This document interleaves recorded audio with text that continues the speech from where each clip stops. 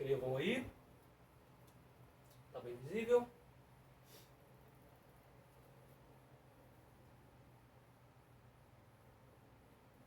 Vamos lá. Tiago, filho de Alfeu, conhecido como o Tiago Menor. Tá? Aqui é para você separar quem é o Tiago Maior e quem é o Tiago Menor. Um livro do seu tempo relata que ele foi apedrejado pelos judeus em Jerusalém por pregar Cristo. Tadeu. Conhecemos ele como Tadeu. Só que o nome dele é Judas Tadeu. Tá bom? Sabe-se apenas que foi sepultado em Beirute ou no Egito. Tá? A epístola de Judas, que antecede o livro das Revelações do Apocalipse, quem escreveu foi Tadeu. A saber, Judas Tadeu. Simão, o Zelote. A expressão da tradição faz questão de deixar destacado que ele fazia parte da seita dos Zelotes. Tá? Era uma seita que existia no tempo de Cristo, que Simão, antes de ser apóstolo, ele defendia essa seita. Ele fazia parte dessa seita. Segundo a tradição, trabalhou no norte da África e sofreu martírio na Palestina durante o reinado de Domiciano, perseguidor dos cristãos. Ok?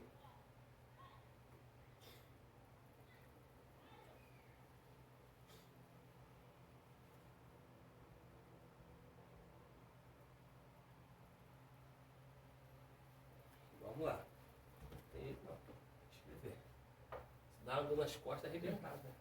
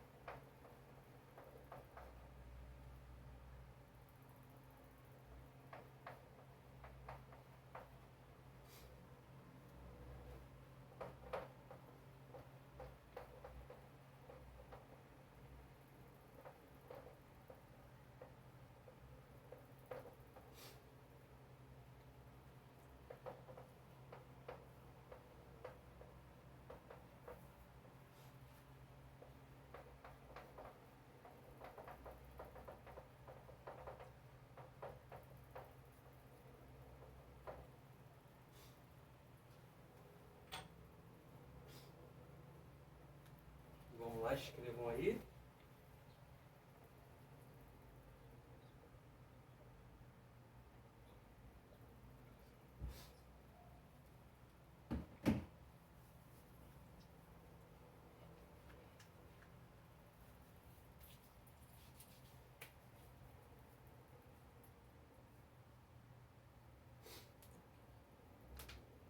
Escreveram? Vamos lá. 12º, Judas Iscariotes. Enforcou-se após trair Jesus. É isso que Mateus 27, versículo 3 ao 5, nos dá a entender. Que ele saiu a se enforcar. Porém, quando a gente lê Atos, capítulo 1, versículo 18, onde diz que ele se precipitou e suas entranhas apareceram. Essa expressão precipitou é se jogar de um precipício, de um abismo. Vamos ler esses dois textos agora, tá? E vou te passar a interpretação que eu tenho acerca daqui e acerca daqui. Tá bom? Primeiro vamos abrir a Bíblia. Evangelho de Jesus, segundo escreveu Mateus, capítulo de número 27.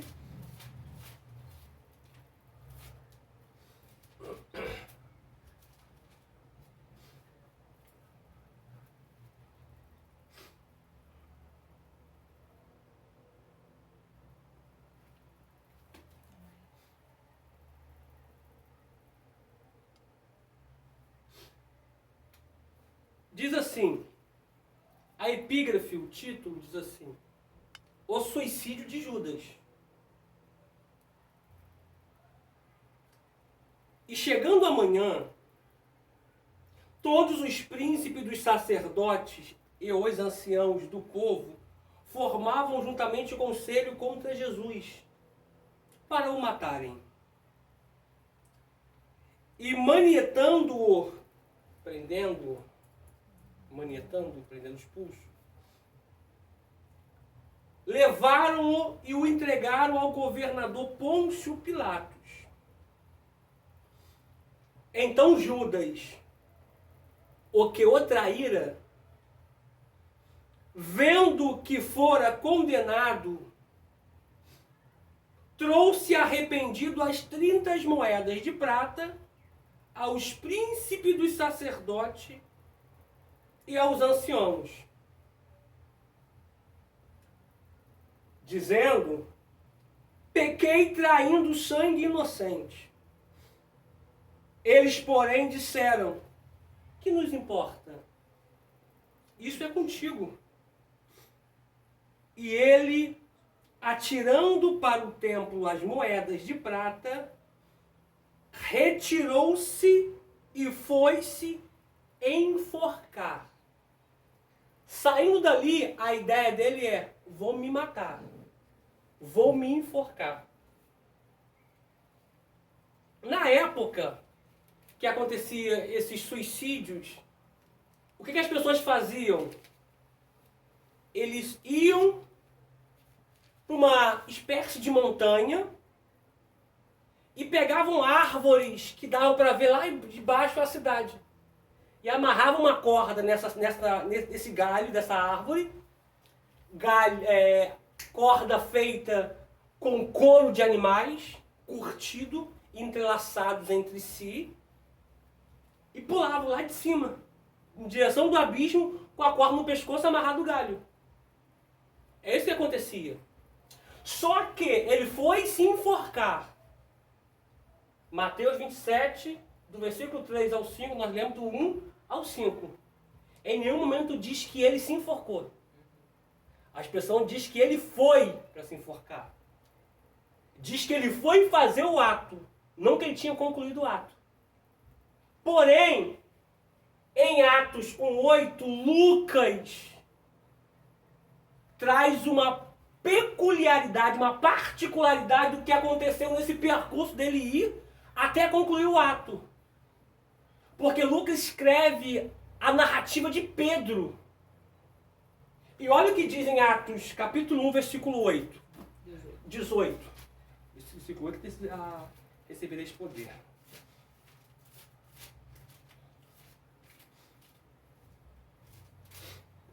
Atos, capítulo 1, versículo 18, tá? São palavras de Pedro, tá?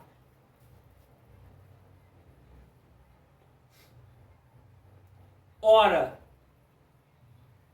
este que adquiriu, vamos ler a partir do 15 para a gente poder contextualizar.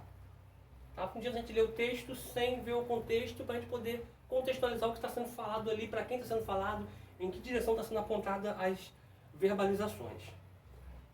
E naqueles dias, versículo 15 do capítulo 1 de Atos, naqueles dias, levantando-se Pedro no meio dos discípulos, ora, a multidão junta era quase de 120 pessoas, disse: varões irmãos, convinha que se cumprisse a escritura que o Espírito Santo predisse e falasse pela boca de Davi acerca de Judas, que foi o guia daqueles que prenderam a Jesus.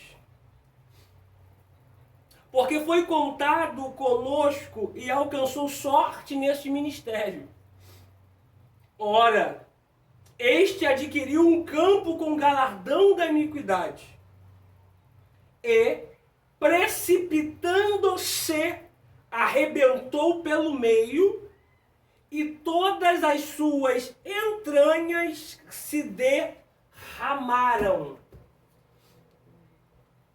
Ou seja, essa é uma interpretação do texto, ao meu ver. Ele saiu para se enforcar, porque viu que Jesus tinha sido condenado, porque talvez Judas podia pensar, eu vou trair ele, vou vender ele, mas a profecia tinha que se cumprir. Mas talvez o pensamento de Judas seria esse, eu vou trair ele, aliás, vou vender ele, automaticamente ele vai ser preso, mas quando ele for preso, ele vai trazer o reino aqui para a terra e vai destruir Roma.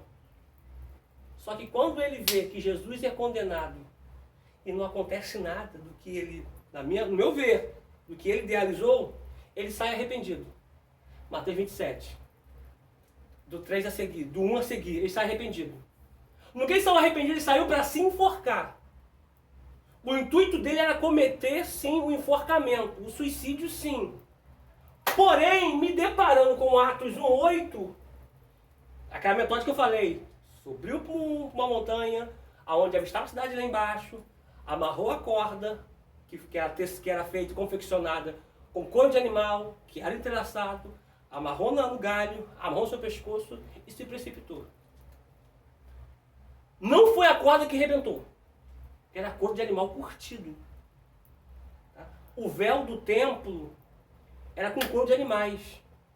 Para o véu se rasgar, o véu tinha 10 centímetros de espessura. Para o véu se rasgar, tinha que amarrar pelo menos de 15 a 20 boi de cada lado para poder puxar o véu para poder rasgar. De tão forte que era o couro do animal curtido. Então não foi a corda que arrebentou. Foi o galho que quebrou. Só que isso nos foi ocultado. Então eu tenho que pensar. E automaticamente ele se arrebentou lá embaixo, se estourou pelo meio, aonde os seus órgãos internos, as suas vísceras, as suas entranhas saíram para fora. Ou então, eu tenho uma outra interpretação. Saiu para se enforcar,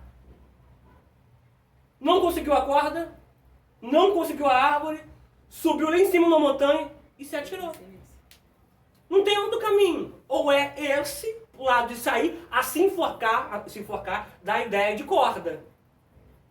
Porém, ele se arrebentou todo. Então a corda, o galho partiu, porque a corda não arrebentou. Ou que seja, que a corda arrebentou, pode pensar assim, se você quiser. Ou desse grosso modo que eu falei também. Saiu para se enforcar, não vou me enforcar não, vou pular do que de cima, pulou lá embaixo e arrebentou todo. Tá? Mas só sei que é um fato verdadeiro. Que Pedro estava contando para poder lançar sorte e colocar outro no lugar de Judas. Antes de ler o Paulo aqui, que foi um acréscimo que eu coloquei, porque Paulo não poderia ser apóstolo. Porque o crivo de Judas era para ser apóstolo, tem que ter visto Jesus sendo batizado no Rio Jordão, por João, tem que acompanhar ele desde lá de trás até o dia da última ceia, tem que ter visto ele sendo crucificado, tem que ter visto ele ressurreto, sendo assunto aos céus. Paulo viu dessa maneira? Não. Paulo viu de outra maneira. Porque na ceia ele diz, ó, e na noite que foi traído, Jesus tomou o pão e partiu. E disse, esse é meu corpo. Então Paulo não foi eleito apóstolo pelo crivo de Pedro. Pela convenção de Pedro. Porque senão não poderíamos ter apóstolo no dia de hoje. Porque teria que ser do jeito que Pedro falou. Tem que ter visto Cristo batizado por João. Tinha que ter visto Cristo caminhando na terra. Cristo crucificado. Cristo ressurreto. Tem que ter participado da última ceia. Automaticamente não poderíamos ter apóstolos nos dias de hoje. Só que os apóstolos dos dias de hoje não são apóstolos segundo o crivo de Pedro. Mas são apóstolos chamados por Jesus. Porque Paulo vai dizer, para eles, tá? Porque Paulo bateu muito de frente com Pedro. Paulo chamou até Pedro de dissimulado, de falso. Para eles, eu não sou apóstolo. Eu não sou apóstolo. Mas para vocês eu sou apóstolo. Apóstolo, chamado e levantado por Jesus. Então quem levantou a Paulo não foi Pedro, foi o próprio Cristo. Ok? Vamos lá. Poderíamos ainda acrescentar Paulo, que foi um acréscimo que eu coloquei aqui, que não esteve entre os 12, mas foi chamado para ser apóstolo pessoalmente por Jesus. Porque a carta de 1 Coríntios, que foi escrita no ano 54, foi antes dos evangelhos serem compilados. Quando Paulo diz assim, na noite que foi traído, Jesus tomou o pão e partiu e deu graças. Este é meu corpo, que é dado por vós. A igreja primitiva ficou assim, como? Como que ele sabe disso? Aí ele vai dizer, não conheço alguém que foi arrebatado até o terceiro céu. Não sei se no corpo ou fora do corpo. Que viu coisas inefáveis. Pensa que coisa tremenda. Tá? Paulo foi decapitado próximo a Roma, segundo a tradição. Tá? Esse aí são a morte dos apóstolos, que eu não poderia deixar de passar para vocês, até porque é resultado do que a perseguição trouxe à igreja primitiva.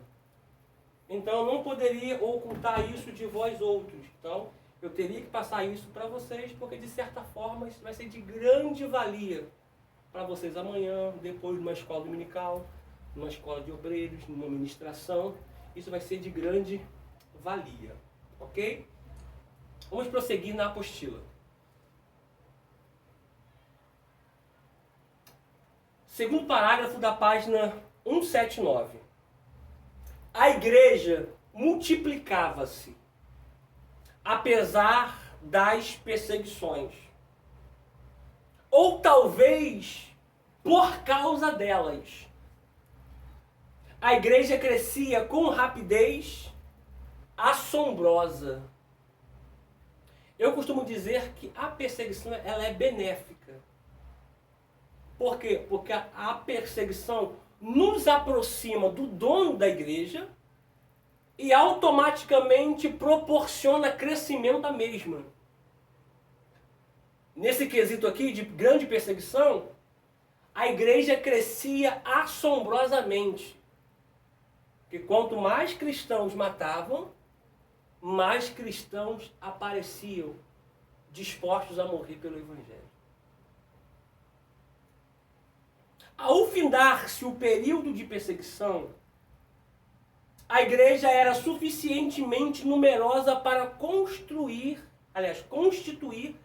a instituição mais poderosa do império. Quando ela constitui a instituição, né, mais poderosa do império, ela recebe aquele quesito que eu falei com vocês, o religio licita, tá? Ela passa a ser autossuficiente. Então, automaticamente, ela não tem que prestar culto ao imperador, ela não tem que se curvar ao imperador, ela não tem que adorar culto ao imperador, que era uma estátua que era erguida na cidade de Roma. No entanto, era suficiente para criar o problema dos lapsos, aqueles que caíram. Por outro lado, o fato de serem de curta duração criou as condições pelas quais o sangue dos mártires foi a semente da igreja. Observou essa expressão aqui do autor? O sangue dos mártires foi a semente da igreja. Porque quanto mais morriam, quanto mais o sangue eram derramados, mais novos adeptos de Cristo surgiam.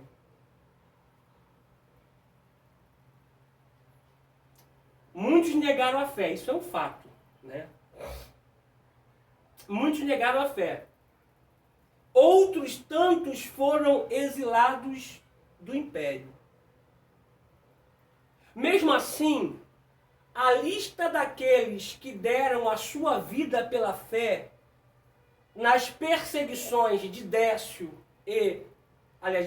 a Diocleciano foi muito grande. A igreja conseguiu sobreviver e crescer ainda mais devido à relativa paz de 40 anos entre as duas perseguições e o Edito de Milão. O problema do lapsus caídos foi muito agudo nos séculos 2 e 3. Hermas, o pastor, e Cipriano de Lápis escreveram tratados sobre a questão. O que se deve fazer com os que negaram a fé e queimaram incenso à efígie de César? A igreja elaborou algumas respostas. A igreja de Roma, em geral, foi indulgente com os lapsos, recebendo-os de volta com a simples confissão de seu pecado. Existia um rigor contra os lapsos. Eles não teriam mais direito de fazer parte da igreja. Hermas, que escreveu o livro O Pastor, representa uma posição mediadora que aceita uma única queda. Os lapsos seriam aceitos de volta, mas não mais para o lugar de líderes. Os lapsos seriam membros de segunda classe na igreja. Embora Cipriano é muito duro com os lapsos, ele os chama a um abundante arrependimento para demonstrar sua tristeza e aflição, sem desesperar da misericórdia de Deus. Apenas estes seriam recebidos de novo à igreja. Apesar de considerarmos as perseguições o fato mais importante da história da igreja, no segundo e terceiro século, Contudo, fatos interessantes aconteceram neste período que devem ser observados. Vejamos. 1. O cânon bíblico. Os escritores do Novo Testamento foram terminados. Aliás, os escritos do Novo Testamento foram terminados. Entretanto, a formação do Novo Testamento com os livros que o compõem, como cânon, não foi imediata. Algumas igrejas aceitavam somente alguns livros como inspirados. E outras, a igreja, livros diferentes. Gradualmente, os livros do Novo Testamento, tal como usamos hoje, conquistaram a proeminência de escritura inspirada. Por quê? Porque foi feita uma varredura. Texto por texto. Palavra por palavra. Ver se de fato tinha sido inspirada pelo Espírito Santo ou se caía em contradição com alguma outra. Portanto, os livros apócrifos não foram canonizados porque caíram em contradição com a palavra de Deus. Então, automaticamente, eles consideravam como livro apócrifo, livro oculto. Tá bom? 2. O crescimento e a expansão da igreja. O crescimento e a expansão da igreja foi a causa da organização e da disciplina. Ou seja, já que a perseguição está trazendo crescimento, nós precisamos ter organização. E automaticamente quem sair fora da organização será disciplinado. Temos que ter disciplina. Porque não tem como lidar com pessoas sem dar as mãos à organização. Automaticamente a organização já dá a mão à disciplina, tá? Que já puxa para a ordem. E automaticamente abraçam a ideia da igreja ser um local organizado e com boa ordem. Tá? Quando Paulo deixa Tito em Creta, ele diz assim, ó, te deixei em Creta para que você colocasse em boa ordem as coisas que ainda restam. A saber, relacionado às igrejas. E levanta presbíteros que sejam idôneos, irrepreensíveis, moderados. Então, a igreja de Creta, ela tinha uma ordem. Só que mesmo dentro de uma ordem, a ordem não era boa. Quando é que a ordem é boa? Quando a ordem respeita a palavra de Deus.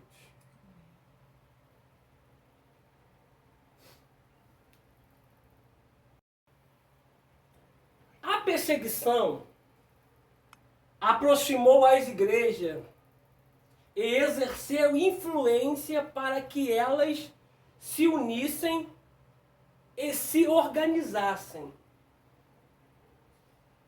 O aparecimento da heresia impôs também a necessidade de se estabelecerem alguns artigos de fé e com eles algumas autoridades para executá-las. Você observou aqui dentro da escrita do autor que uma coisa...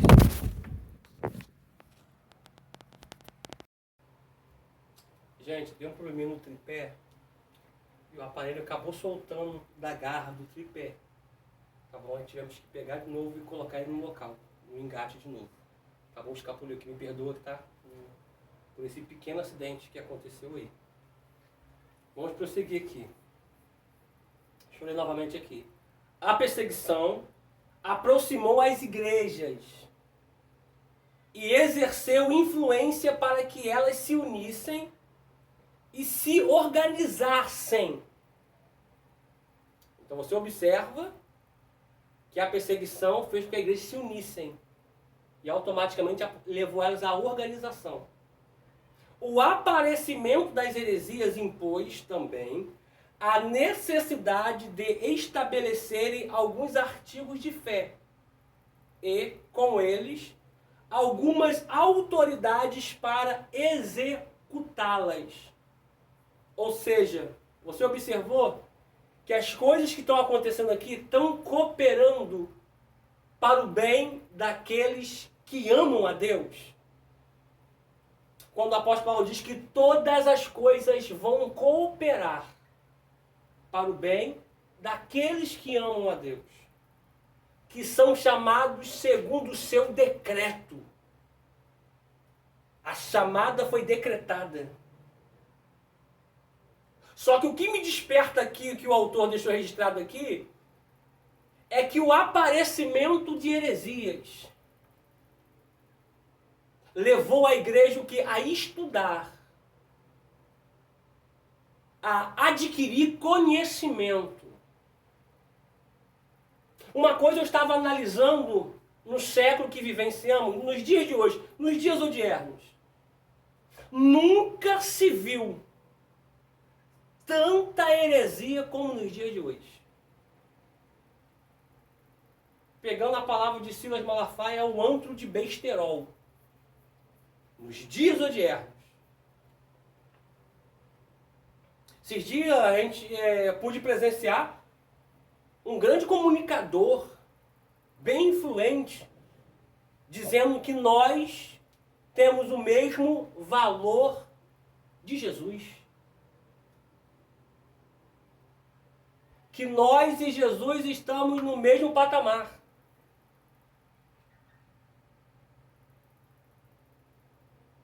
Não obstante disso, outro disse que nós somos o ponto fraco de Deus. Ainda chamou a que a gente somos a criptonita. Assim como o Superman, o homem de aço, o homem imbatível, tem a sua criptonita que lhe deixa fraco, sensível, vulnerável. O ser humano é a criptonita de Deus. Estamos vivendo em uma época em que a igreja, os líderes, os obreiros, aqueles que almejam o episcopado, têm a necessidade de estudar. Eu louvo a Deus porque já temos alguns compromissos para o ano de 2021 para lecionar para líderes, para pastores, para obreiros. Porque os pastores viram uma necessidade urgente de aprender a palavra de Deus. Para quê? Para não ser enganado.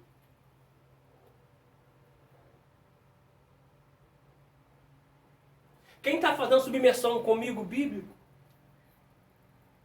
vai ver vários textos que nós aplicamos na submersão que até hoje a gente achava que era de um jeito, mas dentro da submersão a gente vimos que era de outro. Porque quando a gente estuda a palavra, quando a gente mergulha na palavra, automaticamente as coisas rasas que os hereges, que os sem conhecimento, que os sem sabedoria querem nos empurrar, a gente não aceita. Por quê? Porque eu conheço a palavra. Porque agora eu conheço a verdade bíblica. Vamos lá, prossigamos aqui. Outra característica que distingue esse período é, sem dúvida, o desenvolvimento da doutrina. Na era apostólica, a fé era do coração, uma entrega pessoal à vontade de Cristo. Entretanto, No período que agora focalizamos, a fé gradativamente passará a ser mental. Era uma fé do intelecto.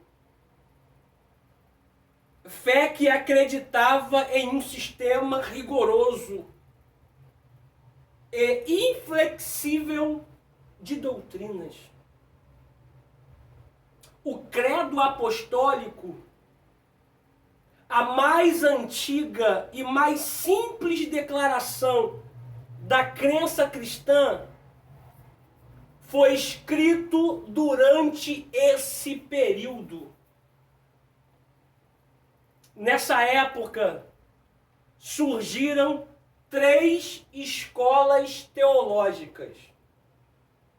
Uma em Alexandria, outra na Ásia Menor e outra na África. Os maiores vultos da história do cristianismo passaram por essas escolas. Orígenes, Tertuliano e Cipriano. Esses dias atrás eu vi um pastor dizer que ele era contra pastor ou pregador pregar teologia. Se o pastor não pregar teologia, vai pregar o quê? Gibi da Mônica? História da carochinha? Fábulas? Lendas? Folclore? Engraçado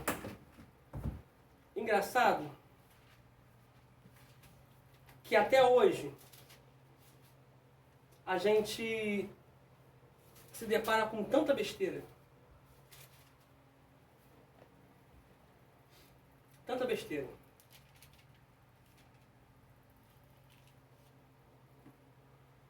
Vou pegar um texto aqui.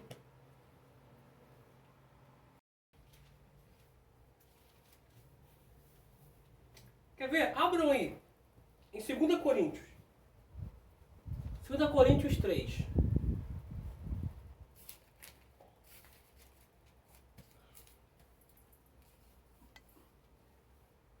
Segunda Coríntios 3.